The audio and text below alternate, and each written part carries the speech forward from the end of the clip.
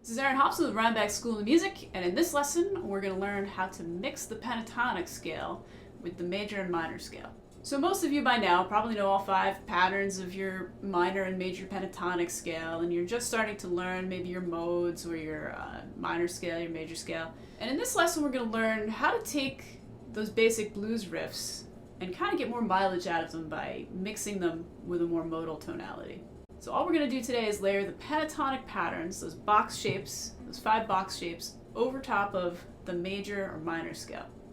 And I say major or minor scale because remember that your G major scale and your E minor scale are relatives, meaning they share the exact same notes, just as your E minor pentatonic and your G major pentatonic are relative and share the exact same notes. So let me show you. So if I start on this E and I play that first pentatonic minor box, right? 12, 15, 12, 14, 12, 14. I have E, G, A, B, D, E. And it has a more minor tonality. However, so I start on that G note where my pinky is on the 15th fret, and I call that my root, and I go G, A, B, D, E, and end on G. I have my major pentatonic scale. So now I have a major tonality. So both of those scales, they have the same exact notes. It's just, what do you call in your home? What do you call in your root? And that's going to define the sound of the scale. Now you can do the same thing with your minor scale and your major scale.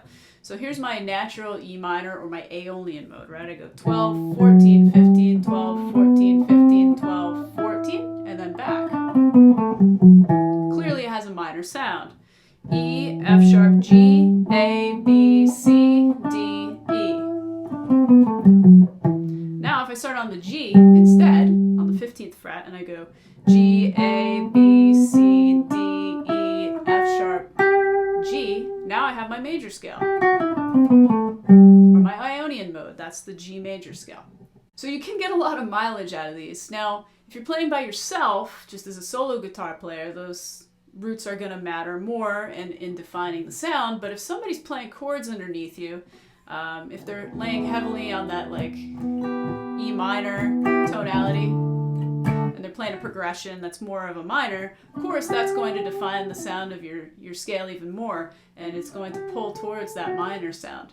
If they're playing something that's more like a G major kind of tonality, you know,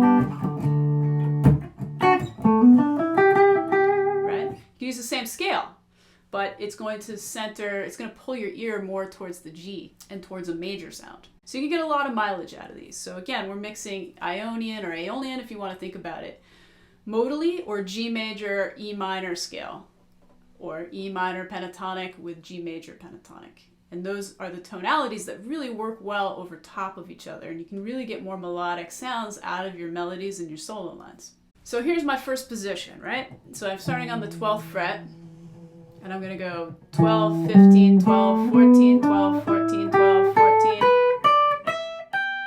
and then back. So that's my pentatonic. Could be minor or major depending on what I define as the root. Now here's the modal or scale that can go over top of that. So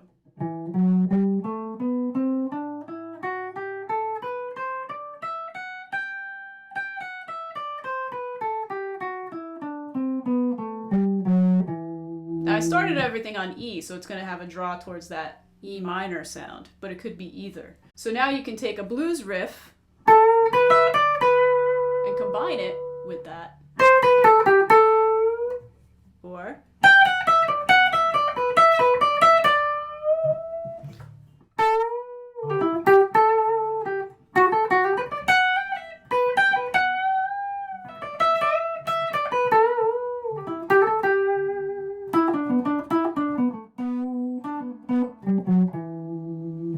so now I'm mixing these 2 tonalities, which is really cool. So here's the next position. I'm starting on the 3rd fret. I'm going to play what would normally be my second box pattern of E pentatonic, or since I'm starting on this G, you can think of it as the first box pattern of your major pentatonic. So here we go.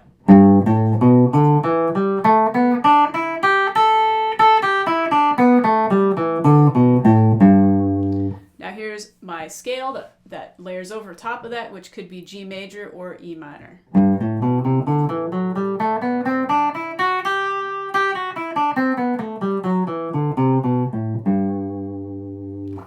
can take this pentatonic,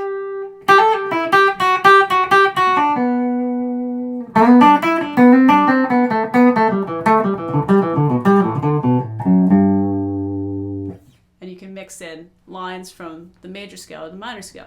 Here's position 3. So that you would consider this to be pattern 3 of your E minor pentatonic or pattern 2 of your G major pentatonic. So here we go.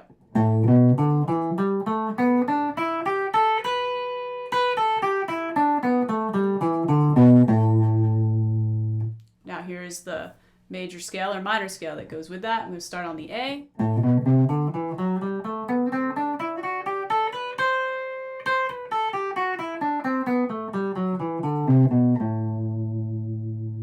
So the root could be here for E or here for G.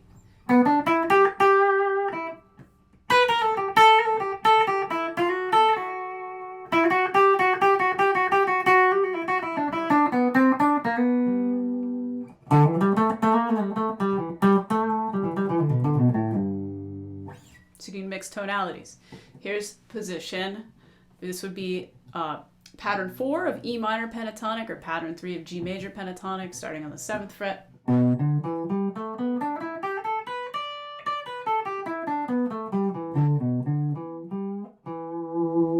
Now here's the major or minor scale pattern that goes over top of that.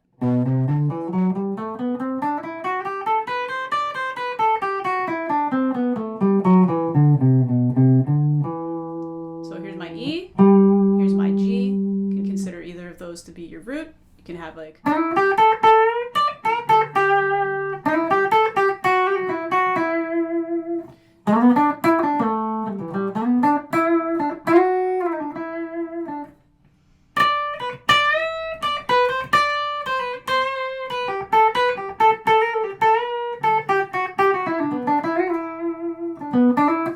here's my next position, which could be pattern 5 of E minor pentatonic or pattern 4 of G major pentatonic. So here's my E root, there's my G root, but I'm starting on the 10th fret.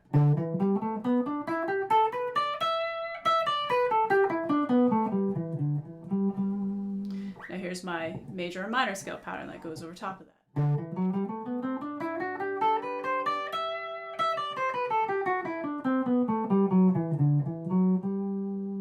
G root or my E. So again, you can take these.